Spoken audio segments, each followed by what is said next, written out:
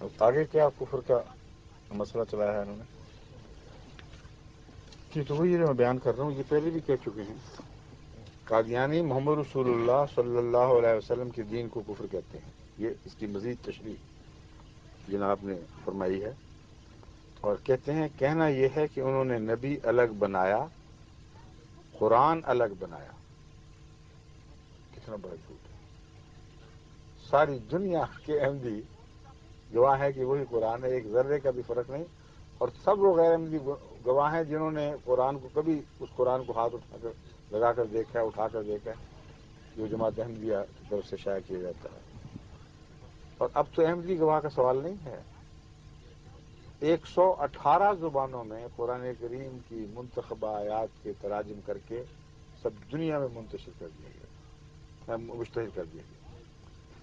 کوئی دنیا کا خطہ ایسا نہیں جس کے لوگ وہ زبان نہ سمجھتے ہوں جس زبان میں قرآن کریم ان کو پیش کیا جاتا ہے۔ 120 زبانیں بہت بڑی چیز ہے، اگرچہ افریقہ کے چھوٹے چھوٹے ملکوں میں چھوٹی چھوٹی زبانیں بھی بہت ہیں، تو قبائلی زبانیں ہیں، لیکن جو ان کی بڑی زبانیں وہ سب سمجھتے ہیں۔ بس آج جماعت احمدیہ یہ کہہ سکتی ہے کہ قرآن کریم کی تراجم کر کے قرآن کریم کی اشاعت اس انداز میں اتنی زبانوں میں کر دی گئی ہے کہ دنیا میں ایک انسان بھی یہ نہیں کہہ سکتا کہ مجھے سمجھ نہیں آ سکتی، کوئی نہ کوئی زبان ایسی ہے جسے وہ سمجھتا ہے، اور وہ سب گواہ ہیں، کل عالم گواہ ہے کہ وہی قرآن ہے جو حضرت اقدس محمد رسول اللہ پہ نازل ہوا ہے۔ اور کہتے ہیں الگ قرآن بنایا، اس کا نام تذکرہ ہے، جس کی حیثیت مرزائیوں کے نزدیک وہی ہے جو مسلمانوں کے نزدیک توریت، زبور، انجیل اور قرآن کی ہے۔ مولوی جب جھوٹ بولنے پہ آئے نا تو جواب نہیں اس کا، ایسے زمین آسمان کے قلابے میں لاتا ہے، حد ہی ہوگی۔ ایک آیت بھی قرآن کریم کی جماعت احمدیہ کے نزدیک قابل تنسیخ نہیں، نہ قیامت تک منسوخ ہو سکتی ہے، ایک بھی آیت نہیں ہے جس میں کوئی اضافہ ہو سکے، کوئی کمی کی جا سکے۔ حضرت مسیح موعود علیہ الصلوۃ والسلام کے الہامات 100% بلا استثناء 100% یا قرآنی آیات پر مشتمل ہیں یا قرآنی پیغامات پر مشتمل ہیں، اس لیے وہ حیثیت دینے کا کوئی پاگل بھی تصور نہیں کر سکتا۔ اتنا بڑا جھوٹ کہ ان کے نزدیک تذکرے کی وہی حیثیت ہے جو توریت اور زبور اور انجیل اور قرآن کریم کی ہے۔ کہتے ہیں امت الگ بنا لی، شریعت الگ بنائی، کلمہ الگ بنایا۔ یہی تو جھگڑا چل رہا ہے، تمہاری ساری عدالتیں گواہ ہیں کہ سزا اس بات پر نہیں دی جا رہی کہ کلمہ الگ بنایا ہے، سزا اس بات کی دی جا رہی ہے کہ وہ کلمہ پڑھتے ہو جو محمد رسول اللہ کا کلمہ ہے۔ جب تک یہ ثابت نہ ہو سزا ثابت ہی نہیں ہوتی۔ اتنا دن دہاڑے جھوٹ، کوئی حیا ہی نہیں، تو دریزہ دینے کی بھی کوئی حد ہونی چاہیے۔ شریعت الگ بنائی، بتاؤ احمدی شریعت کا کوئی ایک صرف امر، ایک نہیں اس کی بتا دو جو قرآن میں نہ ہو۔ حضرت اقدس مسیح موعود علیہ الصلوۃ والسلام کی بعد میں عبارتیں آپ کے سامنے رکھوں گا، تب آپ کو پتہ چلے گا کہ ہماری شریعت کیا ہے اور ہمارا دین کیا ہے۔ لیکن حضرت مسیح موعود علیہ الصلوۃ والسلام اس بارے میں اتنے محتاط تھے کہ ایک موقع پر کسی نے تمباکو نوشی کے خلاف بات کی اور کہا کہ آپ بھی اس کو پسند نہیں فرماتے تو اس کو آپ منع کیوں نہیں فرما دیتے تاکہ احمدی یک دفعہ تمباکو نوشی چھوڑ دیں۔ حضرت مسیح علیہ السلام نے یہ جواب دیا کہ دیکھو، نہیں اور عوامر کا معاملہ میرا نہیں ہے، محمد رسول اللہ کے اوپر یہ شریعت نازل ہوئی، اور آپ نے وہ سمجھ کر جو عوامر دیے، جو حکم دیے، جو جن باتوں سے منع فرمایا، ان میں ایک شوشے کا بھی نہ اضافہ کر سکتا ہوں نہ کمی کر سکتا۔ کسی نے کہا کہ یہ تو اس وقت تھا ہی نہیں۔ حضرت مسیح علیہ السلام کو اس سے کوئی بحث نہیں تھی کہ کوئی چیز اس وقت تھی کہ نہیں، بحث یہ تھی کہ عالم الغیب خدا تھا کہ نہیں۔ وہ خدا تھا کہ نہیں جس نے محمد رسول اللہ صلی اللہ علیہ وسلم کو ہر زمانے کی ضرورت کے لیے شریعت عطا کی تھی؟ تو اس سے کیا بحث ہے کہ کوئی چیز بعد میں ایجاد ہوئی ہے تو پیچھے پہلے ایجاد ہوئی؟ وہ بنیادی اصول جو حرمت کے اور حلت کے قرآن کریم میں موجود ہیں وہ ہر زمانے پر برابر حاوی ہیں، اور یہی مسلک ہے جماعت احمدیہ کا۔ اب بتائیں کتنا بڑا جھوٹ ہے کہ شریعت الگ بنا لی، کلمہ الگ بنایا، اور کہتے ہیں حد، اپنے دین کا نام اسلام رکھتے ہیں۔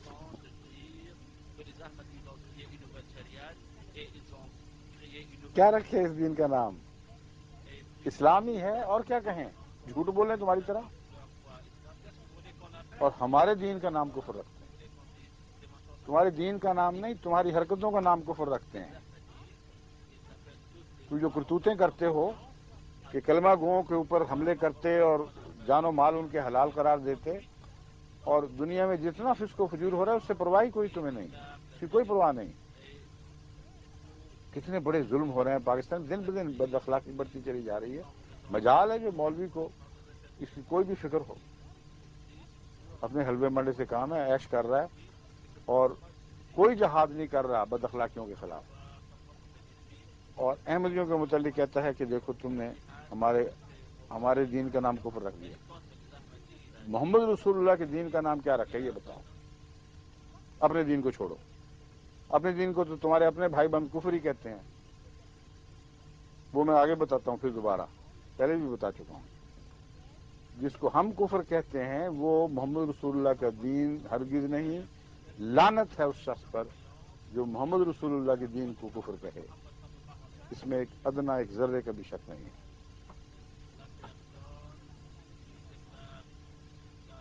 مرزا کا دین ان کے نزدیک اسلام ہے، کہتے ہیں لو جی۔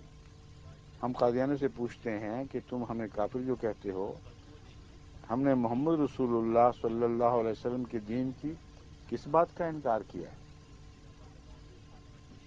ہم مولوی صاحب سے پوچھتے ہیں کہ تم ہمیں جو کافر کہتے ہو، ہم نے محمد رسول اللہ صلی اللہ علیہ وسلم کی دین کی کس بات کا انکار کیا؟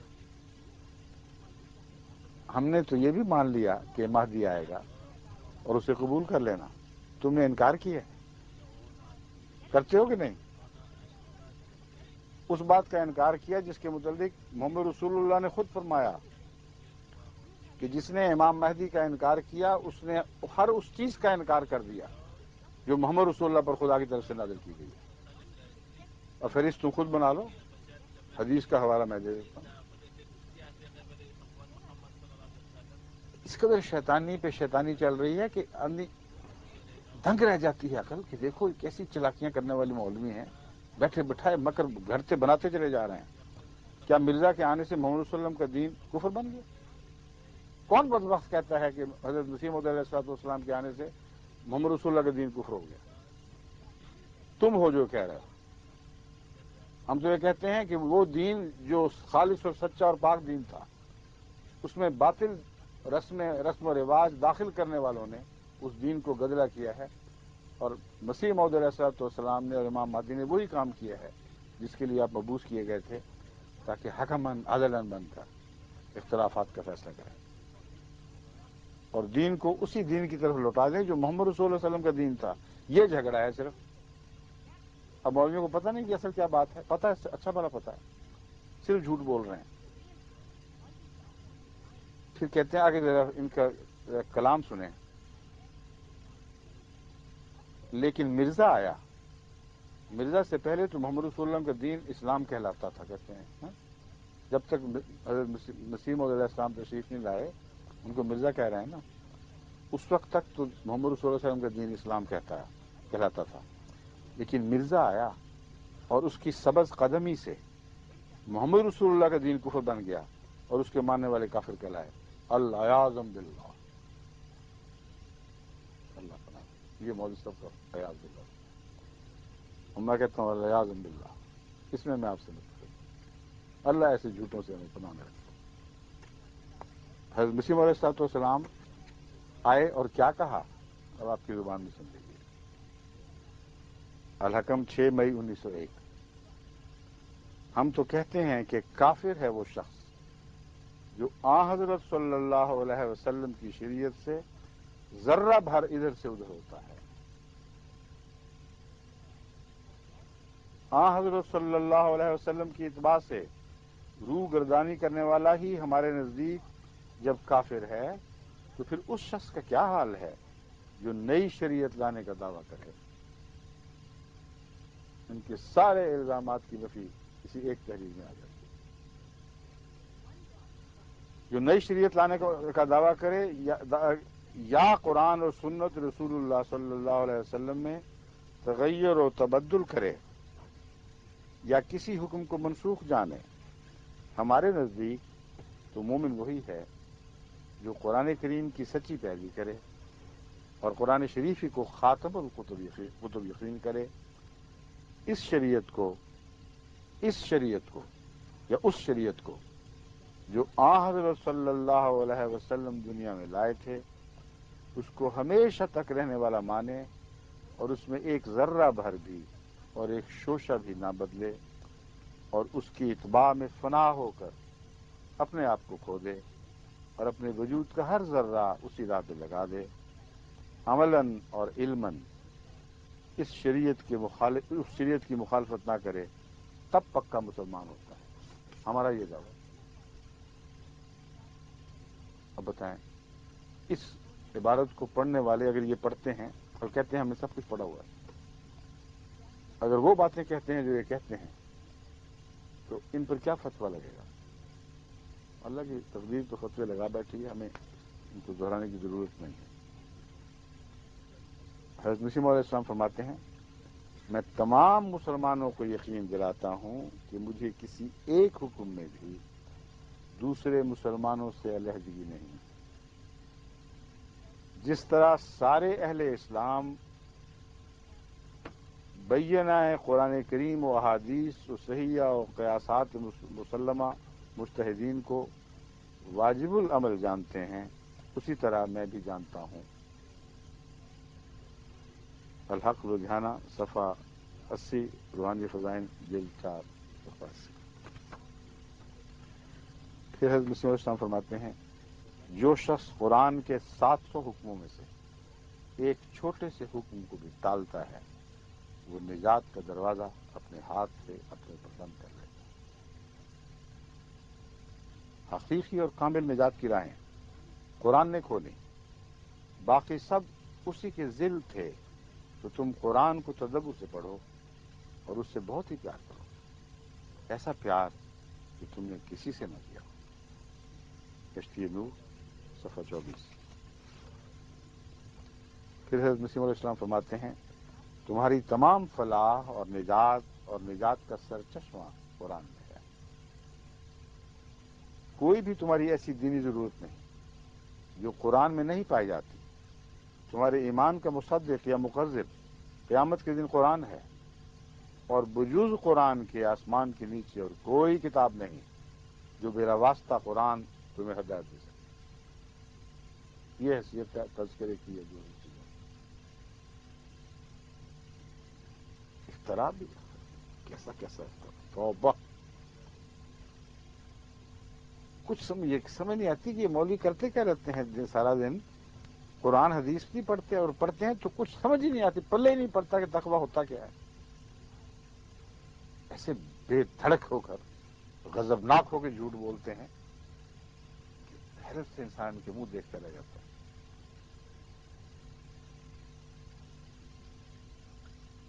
کہتے ہیں بجوز قرآن کے آسمان کے نیچے اور کوئی کتاب نہیں جو بلا واسطہ قرآن تمہیں ہدایت دے سکے. بس حضرت مسیح علیہ السلام کے الہامات کا مجموعہ جو تذکرے کے نام سے شائع ہوا ہے اس میں ایک بھی ہدایت نہیں، ناممکن تھی، نہ ایسی ہدایت ہونا ممکن تھا جو قرآن کے حوالے کے بغیر قرآن کی تعلیم سے باہر نکل کر کوئی بھی ہدایت دنیا کو دے سکے. یہ ہماری تعلیم ہے، یہ ہمارا مذہب، یہ ہمارا دین ہے. اور یہ کہتے ہیں کہ اس کے مقابل پر ایک الگ کتاب بنا رکھی ہے جس کے بعد قرآن کی گویا حاجت باقی نہیں رہی.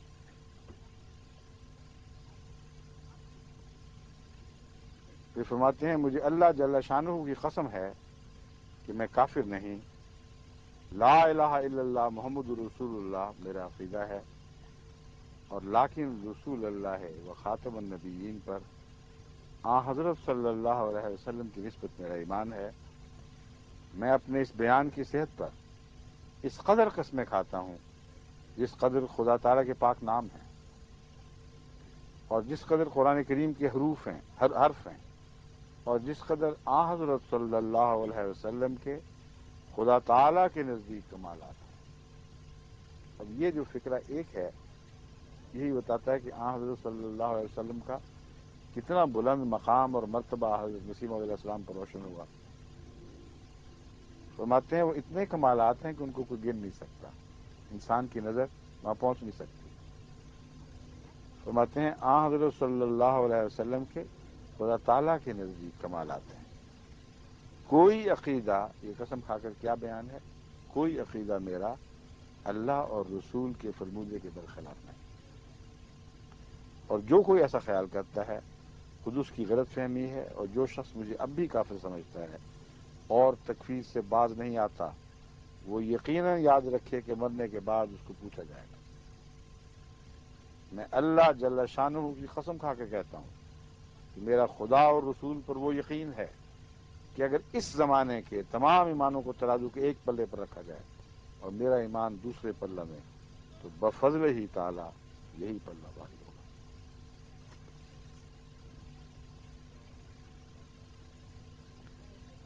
اور جو الزام تراشی ہیں وہ آپ دیکھ چکے ہیں، آگے مجھے حوالے ضرورت اس کے بعد آئے گا۔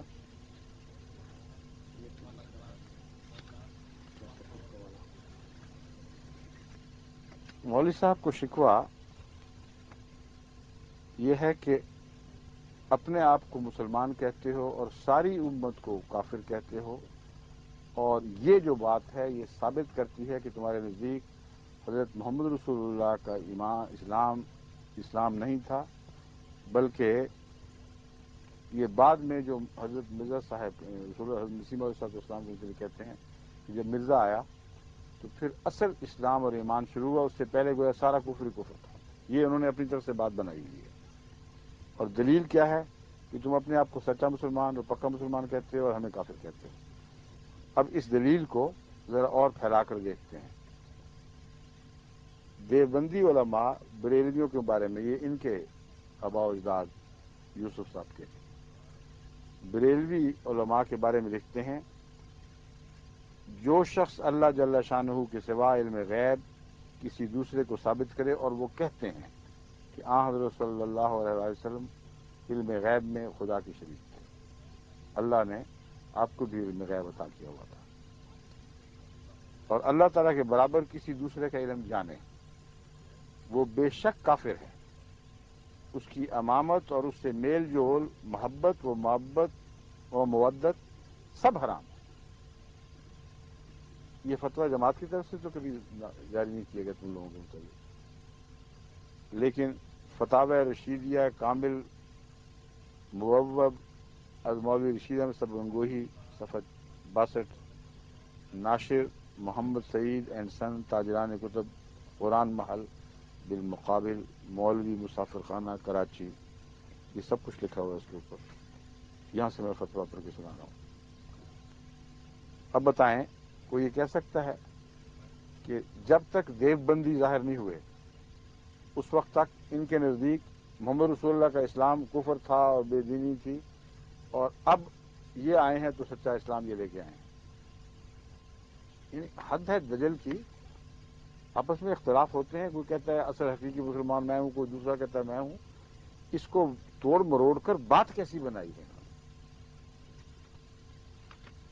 مولوی سید حسین احمد صاحب مدنی، سابق مدرس دارالعلوم دیوبند، فرماتے ہیں یہ سب تکفیریں اور لعنتیں بریلوی اور اس کے اتباع کی طرف لوٹ کر قبر میں ان کے واسطے عذاب اور بوقت خاتمہ ان کے موجب خروج ایمان و ازالہ تصدیق و ایقان ہوں گے۔ کمال ہے یہ کلام بھی عالم الغیب کا کلام لگتا ہے۔ کسی تفصیل کے ساتھ ان کے انجام کی خبر دے رہے ہیں۔ کہتے ہیں ساری تکفیریں اور لانتیں جو بریلویوں نے دیوبندیوں پر ڈالی ہیں، کہتی ہیں سب ان پر اور ان کے اتباع پر لوٹ کر قبر میں ان کے واسطے عذاب کا موجب بنے گی، اور مرتے وقت تک موجب خروج ایمان۔ اگر پہلے ایمان نہیں ہے تو نکلے گا کیا ایمان وہاں سے؟ یہ جب جوش میں آ جاتے ہیں مولوی کچھ نہیں بولتے، کچھ نہیں سوچتے کہ میں پہلے کیا کہ بیٹھا ہوں، اب کیا بات کر رہا ہوں۔ پہلے کہہ چکے ہیں کہ وہ جھوٹے بے ایمان دائرہ اسلام سے خارج ہیں، اور پھر کہتے ہیں کہ جب وہ مرنے لگیں گے نا اس وقت بے ایمان ہوں گے۔ اس وقت روح نکلتی ہے نا لوگوں کی، بیچاروں کی مرتے وقت، کہتے ہیں ان کا ایمان نکل جائے گا۔ اور تصدیق و ایقان، جو بھی وہ تصدیقیں کر چکے ہیں اور یقین کا اظہار کر چکے ہیں رسول اللہ صلی اللہ علیہ وسلم کے دین پر، کہتے ہیں وہ سارا خارج ہو جائے گا۔ ملائکہ حضور علیہ السلام سے کہیں گے، جب فرشتے محمد رسول اللہ صلی اللہ علیہ وسلم سے بعد میں یہ کہیں گے انک لا تدری ما احدث بعدک، کہ اے رسول اللہ آپ کو خبر نہیں ہے کہ آپ کے بعد یہ لوگ کیا کیا کرتے تھے، کیا کیا نئی باتیں گھڑ لیں احدثو۔ اور رسول مقبول علیہ السلام دجال بریلوی اور ان اتباع کو سحقن فرما کر حوض مورود و شفاعت محمود سے کتوں سے بدتر کر کے دھتکار دیں۔ اب آپ یہ بتائیں کہ معمولی عقل بھی ہو کسی انسان میں، یہ تو سوچے کہ ایسے مردود مقہور خبیث لوگ حوض کوثر تک پہنچیں گے کیسے؟ کس رستے سے داخل ہوں گے؟ آپ ان کو لگائیں گے، دیوار پھاڑ کر جب موقع دیں گے نکلنے کا اندر؟ دماغ بالکل ہی ان کا بہک ہی جاتا ہے۔ جو فتوے دینے میں آتے ہیں منہ سے جھاگ نکل رہی ہوتی ہے اور لکھتے چلے جاتے ہیں، سوچتے ہی نہیں کہ ہم پہلے کیا کہہ بیٹھے تھے اب کیا کہہ رہے ہیں۔ یہ جائیں گے صحیح وہاں سارے، اور حوض کوثر پر جا کر یہ مارے جائیں گے۔ یہ تو رسول اللہ صلی اللہ علیہ وسلم نے فرمایا ہے کہ قیامت کے دن بعض لوگوں کو جہنم کی طرف لے جایا جائے گا، اور میں یہ کہوں گا اصحابی کہ اے اللہ میرے صحابہ ہیں۔ یہ کہیں ذکر نہیں فرمایا، نعوذ باللہ فرما بھی نہیں سکتے تھے کہ میرے حوض کوثر پر پہنچیں گے تو میں کہوں گا او ہو تم تو وہ ہو بدبخت جو میرے بعد بگاڑ بیٹھے ہو۔ رسول اللہ صلی اللہ علیہ وسلم تو اپنے آپ کو عالم الغیب نہیں قرار دیتے، فرماتے ہیں کہ میں دیکھوں گا قیامت کے دن کہ بعض لوگوں کو جن کو میں صحابی جانتا تھا ان کو ہانک کر جہنم کی طرف لے جایا جا رہا ہے، تو میں کہوں گا اصحابی اے اللہ میرے صحابہ میرے صحابہ۔ تو اس وقت اللہ تعالیٰ فرمائے گا انک لا تدری ما احدث بعدک، کہ محمد تجھے نہیں خبر کہ تیرے واپس تشریف لانے کے بعد، تیرے رحلت فرما جانے کے بعد ان لوگوں نے کیا نئی باتیں گھڑ لی۔ یہ تو کیسی معقول بات ہے۔ اور مولوی صاحب نے نقل مارنے کی کوشش کی ہے، اب دماغ میں یہ نقل مارنے کا بھی بریلویوں پر یہ فتویٰ اس طرح لگا رہے ہیں کہ کسی نہ کسی طریقے سے حوض کوثر تک پہنچ جائیں گے، اور رسول اللہ صلی اللہ علیہ وسلم خدا سے نہیں پوچھیں گے بریلوی چلو مردود ہو کتوں کم بخت ہو یہاں سے بھاگو، خبردار جو میرے پاس ہے، بلکہ کتوں سے بدتر میں تمہیں سمجھتا ہوں، چلے جاؤ یہاں سے نکل جاؤ۔ یہ لوگ جنت میں کرتے کیا پھریں گے؟ اور شفاعت محمود سے دھتکارے جائیں گے، توبہ۔ اور کہتے ہیں اور امت مرحومہ کے اجر و ثواب و منازل النعیم سے اس وقت محروم کیے جائیں گے۔ یہ الفاظ بڑے بڑے اچھے سنتے ہیں، موٹے عین والے الفاظ زیادہ پسند ہیں ان کو۔ کہتے ہیں ثواب و منازل النعیم سے محروم کیے جائیں گے۔ رجوم المذنبین علی رؤوس الشیاطین، یہ کتابوں کے نام دیکھیں نا کتنے کتنے زبردست لکھے ہوئے ہیں لوگوں نے۔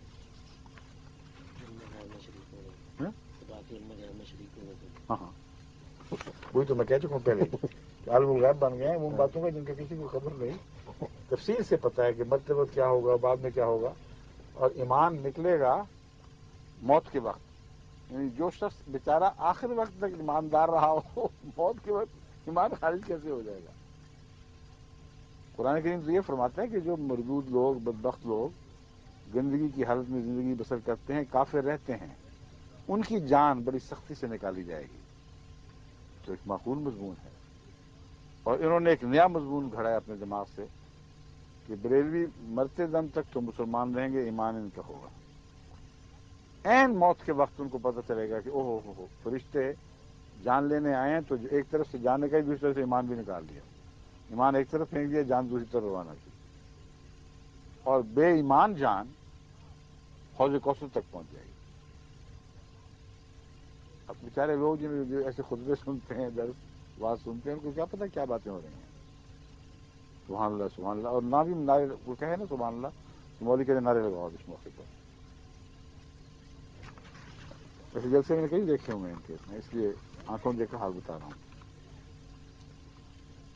اب مولوی رشید احمد صاحب گنگوہی کتاب ہدایت الشیعہ مطبوعہ 1957 حقانیہ گارڈن روڈ کراچی میں لکھتے ہیں،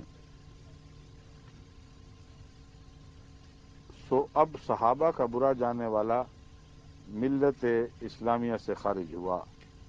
ہم نے جو بات بحث کر لی ہے، تو اب صحابہ کو برا جاننے والا ملت اسلامیہ سے خارج ہوا. شیعہ تو اپنے اصول کے مطابق کافر ہو جائیں گے. اب بتائیں یہ ان سب باتوں پر یہ مولوی صاحب وہ فتویٰ کیوں نہیں کہتے کہ گویا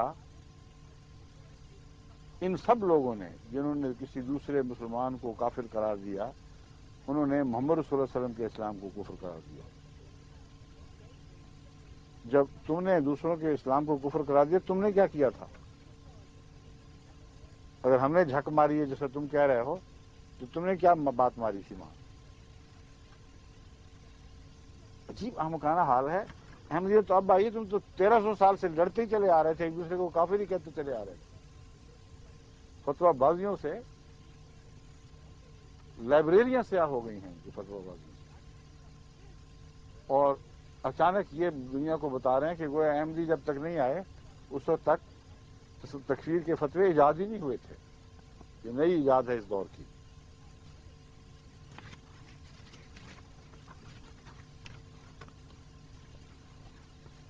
اور اب بتائیں آپ کا اپنا کیا حال ہے؟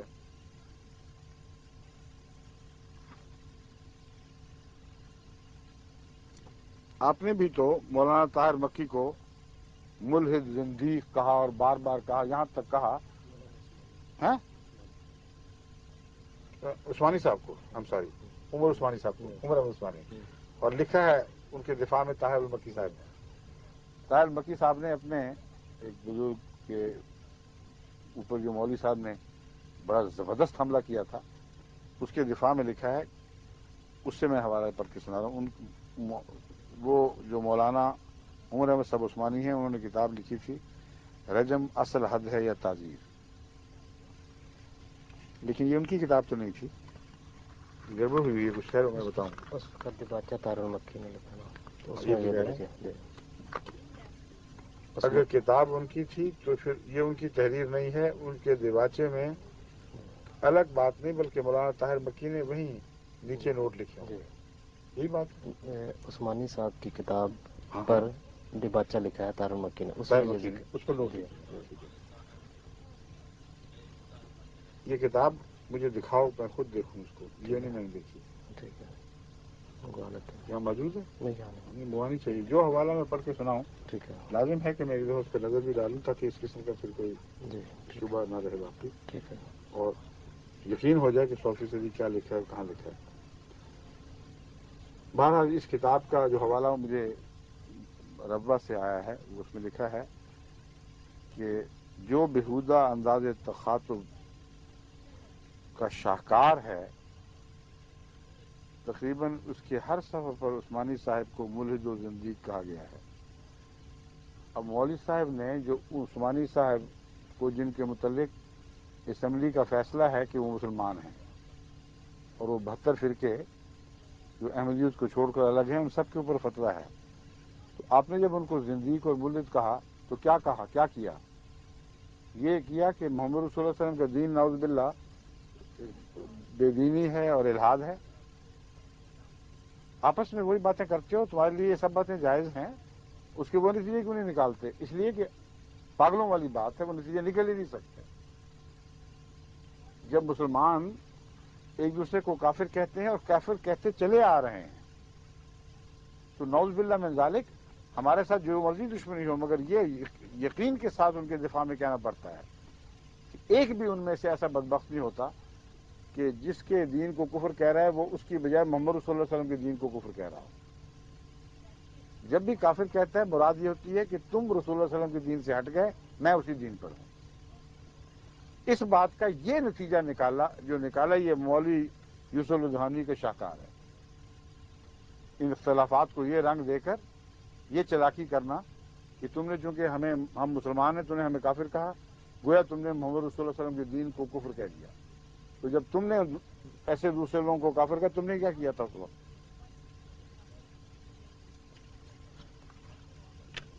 مگر یہ ان کے نزدیک ہمارے طاہر المکی صاحب کی معلومات جو تحقیق ہے اس کے مطابق کہتے ہیں اعصابی مریض ہے، دماغ پہ اثر ہو گیا، ایسی بہکی باتیں کوئی آدمی ہوش و حواس میں کر ہی نہیں سکتا۔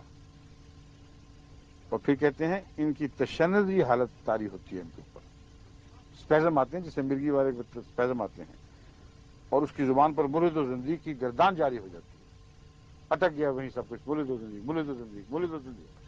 کہتے ہیں یہ ہیں یوسف الجانی صاحب۔ اب آپس میں پہلے جھگڑا طے کر لو کون کس کے دین کو محمد رسول اللہ کا دین کہہ کر اس کے اوپر کفر کے فتوے لگا رہا ہے۔ کہتے ہیں فنکاراں دھوکہ دہی میں تو یہ شخص طاق ہے۔ یہی میں رو رہا ہوں اس وقت سے، اور اس دھوکہ دہی کو فنکارانہ کہنا بھی ویسے زیب نہیں دیتا۔ بےہودہ طریق ہے دھوکہ دہی کا، اس میں کون سا فن ہے؟ اللہ جان کرے۔ اب ان کے دین کو جن کے متعلق کہتے ہیں تم نے ہمیں کافر کہہ کر محمد رسول اللہ کے دین پر حملہ کیا ہے، ان کے باقی مسلمان جو ان سے زیادہ کثرت میں ہیں وہ کیا کہتے ہیں؟ ان کو کیوں نہیں یہ جواب دیتے؟ ان کو کیوں نہیں کہتے کہ تم نے محمد رسول اللہ علیہ وسلم کے دین کو کفر اور الحاد قرار دے دیا ہے، ہمیں غیر مسلم اور کافر کہہ کر؟ وہابیہ دیوبندیہ اپنی عبادتوں میں تمام اولیاء، انبیاء، حتیٰ کہ حضرت سید الاولین والآخرین صلی اللہ علیہ وسلم کی اور خاص ذات باری تعالی شانہ کی اہانت و ہتک کرنے کی وجہ سے قطعاً مرتد اور کافر ہیں، اور ان کا ارتداد کفر میں سخت اشد درجے تک پہنچا ہے، ایسا کہ جو ان مرتدوں اور کافروں کے ارتداد اور کفر میں ذرا بھی شک کرے وہ بھی انہی جیسا مرتد اور کافر ہے۔ اب بتائیں محمد رسول اللہ علیہ وسلم کا دین پھر باقی کہاں رہا؟ اگر مراد یہی ہے کہ جب تم ایک دوسرے پر کفر کے فتوے لگاتے ہو تو رسول اللہ علیہ وسلم کے دین پر حملہ کر رہے ہو، تو دین ہے کہاں باقی پھر؟ کہتے ہیں ان کے پیچھے نماز پڑھنے کا ذکر کیا، ان کے پیچھے اپنے پیچھے بھی نماز نہ پڑھنے دو، نہ اپنی مسجدوں میں گھسنے دیں، نہ ان کا ذبیحہ کھائیں، نہ ان کی شادی غمی میں شریک ہوں۔ میں نے کہا یہ صدیقی صاحب نے بھی ایک یہاں وہ بنائی ہوئی ہے وہ مسلم پارلیمنٹ، ان کی طرف سے پچھلے دنوں میں یہ شور پڑا تھا کہ ذبیحے صحیح نہیں ہوتے اور ہم فیصلے کریں گے اور لوگ ہماری طرف رجوع کریں گے، وہ سرٹیفکیٹ جاری کریں گے۔ ان کو یہ بھی بھیج دیں سرٹیفکیٹ ایک کہ جتنے دیوبندی یہاں ذبح کرنے والے ہیں ان کے متعلق یہ فتویٰ ہے کہ ان کا ذبیحہ حرام ہے، اور جو شک کرے اس کا وہ بھی یہی حال اس کا بھی۔ اگر آپ نے مسلم پارلیمنٹ کو زندہ رکھنا ہے اور اس کے صدر بنے رہنا ہے تو اعلان کریں کہ ان کا ذبیحہ حرام ہے۔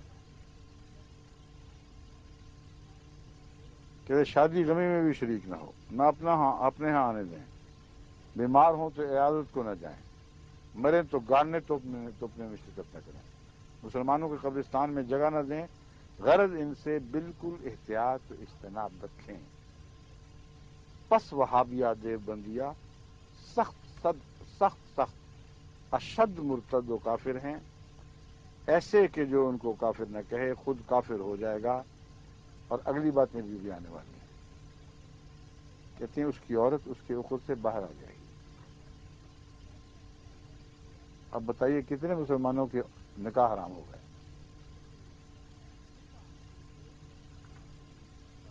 اور جو اولاد ہوگی کیا ہوگی؟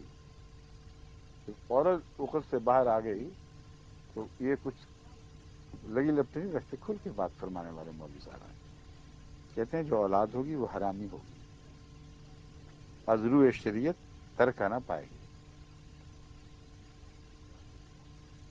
اس اشتہار میں جو دستخط ہیں ان میں سید جماعت علی شاہ صاحب، حامد رضا خان صاحب قادری، نوری رضوی اور مولوی کرم الدین بھی، محمد جمیل احمد بدایونی، عمر النعیمی مفتی شرع اور ابو محمد دیدار علی مفتی اکبر آباد، ان سب کے دستخط اس فتوے پر شامل ہیں۔ اور اس تفصیلی فتوے میں مولوی صاحب اور ان کے ہم مذہبوں کو زندیق بھی قرار دیا گیا ہے۔ تو ان کا میں حال کھول دیتا ہوں، ان کو یاد کراتا ہوں، اور اس اصول کو اگر یہ سچے ہیں کہ اگر تم کسی اور سے مذہبی اختلاف کی وجہ سے اس حد تک اختلاف کرو کہ تم سمجھو کہ اس کا دین سچا اسلام نہیں رہا، تو اس کا یہ مطلب ہوتا ہے کہ محمد رسول اللہ علیہ وسلم کے دین کو نعوذ باللہ انسان کفر قرار دے رہا ہے۔ اگر یہ تم سچے ہو تو یا فتوے جاری کر دو سب پر۔ باقی پھر انشاءاللہ کہتے ہیں وقت ختم ہو گیا، آج ذرا تھوڑا وقت ہوتا ہے نا جمعہ والے دن، یہاں سے جو بقیہ وہ کل انشاءاللہ آئندہ جب بھی ہوگا۔ اچھا جی، اللہ عقل دے ان مولوی صاحبان کو، ان کی عبارتیں اور چلاکیاں آپ نے دیکھ لی۔ مشکل یہ ہے کہ عوام الناس بیچارے بالکل اس بات کی اہلیت ہی نہیں رکھتے کہ ان چلاکیوں کو سمجھ سکیں، اور ایسے ایسے خوفناک یہ فتوے جب جاری کرتے ہیں پھر وہ حملے کرتے ہیں احمدیوں گھروں کے اوپر، معصوم احمدیوں کے قتل کا اقدام کرتے ہیں، ہر قسم کے ظلم و ستم توڑتے ہیں۔ لیکن پھر بھی اہل پاکستان کی شرافت کی داد دینی چاہیے کہ ان سب لغویات کو سننے کے باوجود جس قسم کا ان کو اشتعال دکھانا چاہیے وہ نہیں دکھاتے۔ اس کا مطلب ان کے دل گواہ ہیں کہ یہ مولوی جھوٹے ہیں، اور یہ گواہی دن بدن بڑھتی چلی جا رہی ہے۔ اب دیکھیں گے ایک دن آئے گا کہ ان مولویوں کی درگت بنے گی، پھر ان کی شامت آنی ہی آنی ہے، انہی لوگوں کے ہاتھوں میں آنی ہے جن کو ہمارے پیچھے ڈالتے رہے ہیں، مگر وقت کا آئے گا، انتظار کریں۔ اللہ تعالیٰ کی بھی ایک تدبیر ہے جو چل رہی ہے۔ اچھا جی، اب اجازت چاہتا ہوں، خدا حافظ، السلام علیکم و رحمۃ اللہ وبرکاتہ۔